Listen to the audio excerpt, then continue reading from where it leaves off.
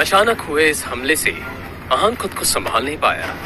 अपनी नाक पर पड़े बंधन से आहान ने निकलने की पूरी कोशिश की थी, मगर अंत में उसका शरीर ढीला होता गया और आहान बेहोश होकर जमीन पर गिर पड़ा।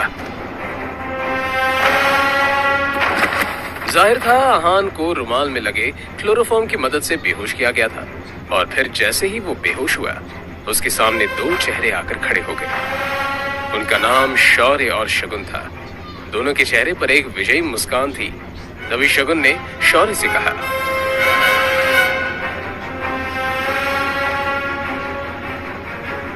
इसके बाद क्या हुआ कुछ पता नहीं चला। अगली सुबह जब आहान की आंख खुली तो उसे अपने कमरे में पाया। मैं यहाँ कैसे आया? रात के बारे में याद आते ही आहान चौंक पड़ा। क्या हुआ है मेरे साथ?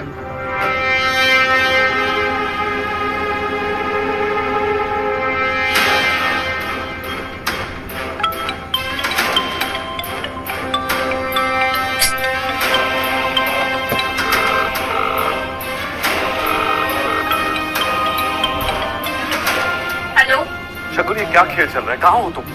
मैं जब मल्होत्रा के यहाँ पहुंचा तब वहां तुम नहीं थी, और फिर मुझे किसी ने बेहोश कर दिया और अब मैं अपने घर में उठाऊं। सच सच बताओ, मेरे साथ क्या हुआ? क्या सस्ते नशे करने की आदत पड़ गई है क्या आपको जीजा जी? देखिए, मैंने आपको कहीं नहीं बुलाया। और मैं तो शहर से बाहर हूँ यार। देखिए जीजा जी, मैं बहुत बिजी हूँ। आपकी फिजूल की बातों के लिए मेरे पास बिल्कुल वक्त नहीं, ठीक है? फोन रखिए। इतना कहकर शगुन ने फोन काट दिया। तभी उसके मोबाइल पर शनाया का मैसेज आया। इस मैसेज को पढ़कर आहान ने एक लंबी सांस ली,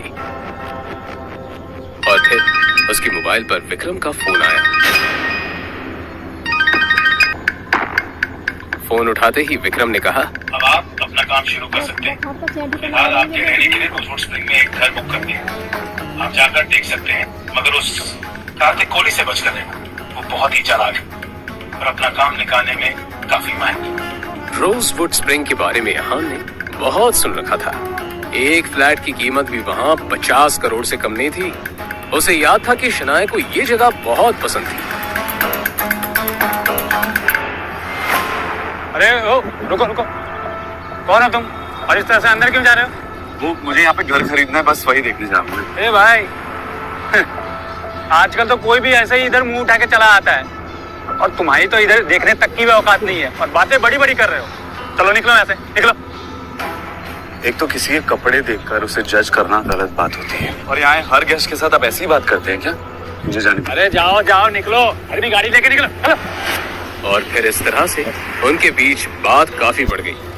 आहान उसको थप्पड़ मारने ही वाला था कि तभी पीछे से एक आवाज आई। सर। आहान ने पलटकर उस तरफ देखा तो रोजवुड स्प्रिंग का मालिक कार्तिक कोहली खड़ा हुआ था। कार्तिक कोहली उन गार्ड्स के नजदीक आकर बोला, सर, इन्हें माफ कर दीजिए। इनकी तरफ से मैं आपसे सॉरी बोलता हूँ। शायद तुम गेस्ट से बात करने की तमीज भी भूल चुके हो। तुम्हें पता भी है सामने कौन खड़ा है? Sorry sir. निकलो, आउट। इतना कहकर कार्तिक कोहली आहान को अंदर ले गया। इन्हें मैं कौन हूँ ये बताने की कोई जरूरत नहीं है।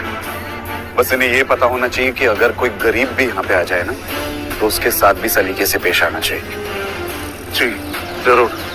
अब वैसे मुझे पता था आप यहाँ आने वाले हैं, बस इन्हें बताना भूल गया। वैसे मैंने आपके लिए लंच का इंतजाम किया। चलिए जरा हमें भी मौका दीजिए। आपका ये रोजवुड स्प्रिंग्स काफी पॉपुलर हो रहा है, पर मुझे लगता है अगर इस पहाड़ी इलाके में इसका एक्सपेंशन हो पाए ना, तो ये जगह देश भर में मशहूर हो जाएगी और बड़े बड़े लोग आकर खरीदारी करना पसंद करेंगे। आप सही कह रहे हैं मिस्टर रायजादा, मगर क्या है कि इसके लिए बहुत सारे पैसों की जरूरत है, जो फिलहाल तो मेरे पास नहीं है। अगर आप चाहें तो इस प्रोजेक्ट में मैं इन्वेस्ट कर सकता हूँ। ये तो मेरे लिए बड़े नसीब की बात होगी। मुझे आपका ये फैसला मंजूर है। और फिर इस तरह से यहाँ एक डील फाइनल हो गई। कार्तिक कोहली बहुत ही खुश था। तो ठीक है, मैं चलता हूँ। अरे मिस्टर रायजादा, बाहर धूप बहुत है, आप मेरी गाड़ी लेकर जाइए। प्लीज।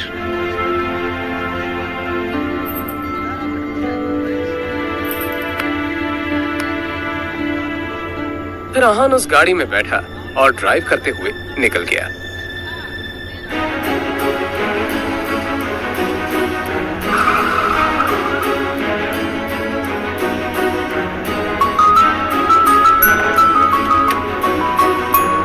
इधर अहान अब शनाए के ऑफिस के बाहर पहुंच चुका था।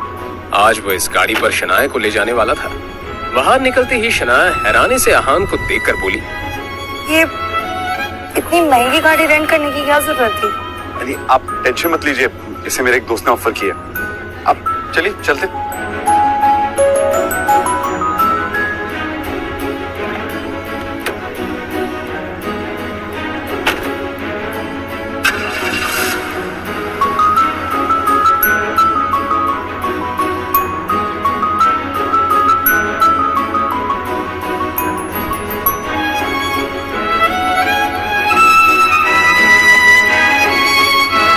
उनके बीच अभी खामोशी ही थी जब अचानक ही अहान के मोबाइल पर कोई मैसेज आया।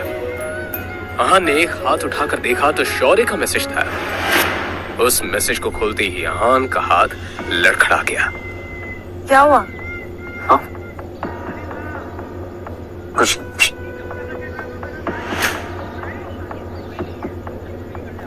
शनाए ने घूरते हुए एक नजर अहान की तरफ देखा तो उसे कुछ अजीब लगा। अगर आपको कोई प्रॉब्लम है तो आप मुझे बता सकते हैं। शौर्य ने जो मैसेज भेजा था उसमें अहान के कई सारे फोटोज थे जिसमें अहान किसी लड़की के साथ बिना कपड़ों के नजर आ रहा था।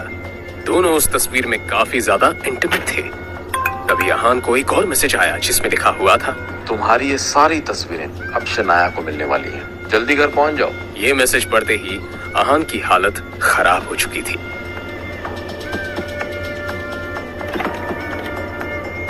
भाई रुक जाओ। अब इस घर में कदम रखने की हिम्मत भी मत करना। आज तक तुम सिर्फ एक धब्बा थे, आज कलंक बन चुके हो। हिम्मत कैसी हुई तुम्हारी मेरी बेटी को धोखा देने की? हाँ, ये सब झूठ है, मुझे नहीं पता ये क्या क्या कह रहे हैं। अपनी ये बकवास बंद करो। इन तस्वीरों को देखकर कौन विश्वास नहीं करेगा कि ये तुम हो?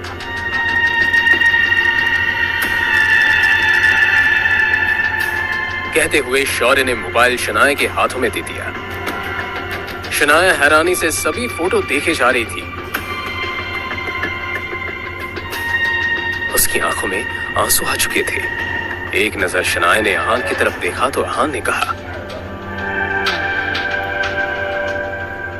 ये झूठ है, ये सब है ना हमारे रिश्ते को खत्म करने की कोशिश करें। मुझे नहीं पता कि ये तस्वीरें कहां से आई है, कैसे आई है, सब झूठ कह रहे हैं ये सब। अच्छा तो सच क्या है तुम ही बताओ ना।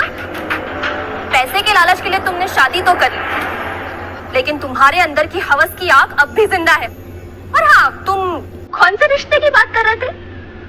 वो जो अब तक बना ही नहीं। शनाया आंखों में आंसू लिए सभी के चेहरे की तरफ देखे जा रही। शनाया, सामने डिवोर्स पेपर्स रखे, चुपचाप साइन करो। इस आदमी के साथ मैं तुम्हें 1 मिनट के लिए भी बर्दाश्त नहीं कर सकती। फिर एक बार शनाया ने अहान की तरफ देखा। उसकी आंखों में आंसू देखकर अहान का दिल जोरों से धड़कने लगा।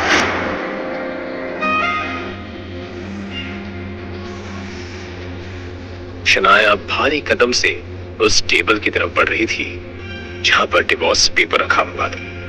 ये देखकर अहान का दिल जोरों से धड़कने लगा।